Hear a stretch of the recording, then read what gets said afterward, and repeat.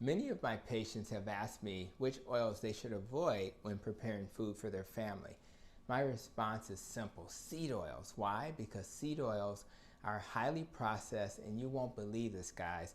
They are not made from vegetables, but instead from the seeds of vegetables. So here's the problem. Imagine what it takes to make a seed into an oil.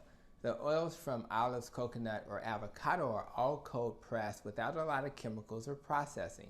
Now let's contrast that to seed oils like canola, soy, corn, sunflower, and so many others. These seeds must be ground into coarse meal. The meal is then heated and fed through a screw press, which applies increasing pressure to break it down.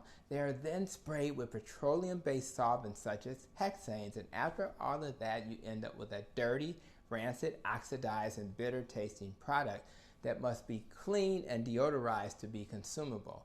Additionally, some of the seed oils are made into margarine or vegetable shortening by undergoing hydrogenation, where hydrogen is pumped into them, converting them into a solid, which introduces, unfortunately, unhealthy trans fats into our diet. So my advice, whenever you have access to healthier options, avoid seed oils at all costs. And here's my tip to help you remember the healthier oils. It's a simple mnemonic: BOCA, B-O-C-A, which stands for butter, olive oil, coconut oil, and avocado oil.